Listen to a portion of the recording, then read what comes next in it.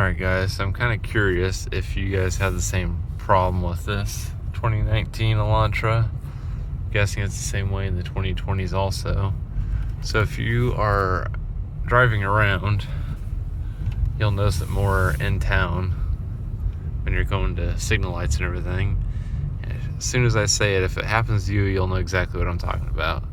So when you come to a stop, you sit right there about 800 RPMs or so. Didn't do it too much that time. Normally if you're, I don't know if it's when you're in high gear and you drop down a gear and then come to like a signal light or something. Most of the time, 800, you'll let off the brake and it will drop down about 100 RPMs, and it's enough, it makes you sound like it's not necessarily gonna stall, but it does have a weird shake and vibration to it. Let's see if I can do it. Let me get up to speed and see if it'll do it. Alright, I'm coming to a stop.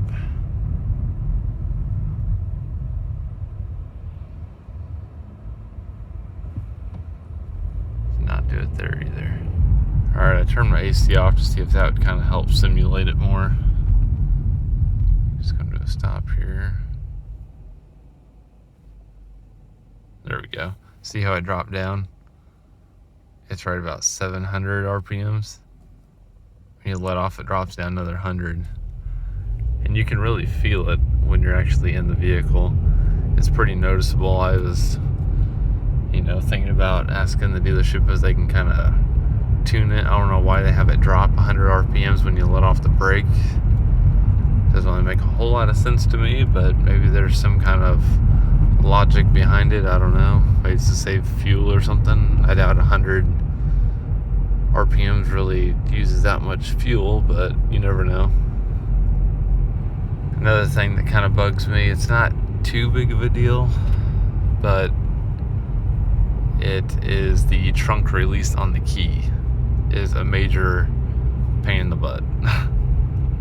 All the time, I'll be inside, whatever, walk by the window, look out, my trunk's open. Because for some reason, instead of doing some kind of button on your key fob to double hit the button to open your trunk, they do it so you just do a long hold, which is very common to do in your pocket. And there is no kind of setting you can change on the computer like anything else, like your turn signals and all that. You can change how many times they flash. There's no setting to have it, double hit instead of single, long hold. I'm gonna have to do something different as far as changing how that works. Either put some kind of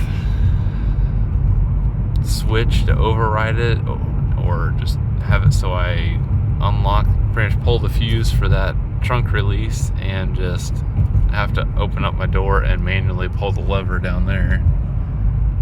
But it's been a major pain. I've had packages during Christmas, inside my trunk, and been in a store and it came out, my trunk's wide open with all these packages laying in the back, and it's not very safe. I don't know why they even have, I don't know the logic to having one long press to open the trunk. Most trunk releases are you double hit it or something along those lines. But to me, that's a major pain. It's, almost the factor. I would rather just use the key to get in the vehicle and start it and manually pull everything and just leave the key fob at home. Because it's happened so many times where I've came out, and the whole night my trunk's been open. And from the trunk you can get inside the entire car by pulling the seats down. So it's kind of a security issue, but I don't know, maybe it's just me. Let me know if you guys have the same problems that I have. And while we're talking about things I don't like, I have 14,289 miles on this car. And look at these windshield wipers. They suck. You can't really see it too much on video, but I have little beads and lines all over my windshield. They're horrible windshield wipers. So I got these from Costco. Your passenger side is a 16-inch. Your driver's side is a 26-inch. These are Michelin. It was $20 for both of them total, like $9 a piece, 8 something. So tax, it was a little under $20. Put them on and see what the difference is. All right, got the new windshield wipers on. We'll see if they're any better.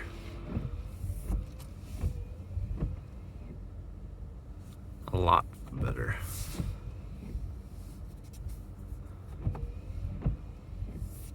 Sweet. We'll see how long these last. Another thing that is different about the Elantras than at least the Fords I've driven. The Fords, when you hit, if you want to have the windshield wiper just do one swipe, you hit it down. And on here, you have to hit it up. Which is kind of another weird little quirk about the Hyundais to me, but as long as it works is all I care about. See you guys in the next video. Thanks for watching.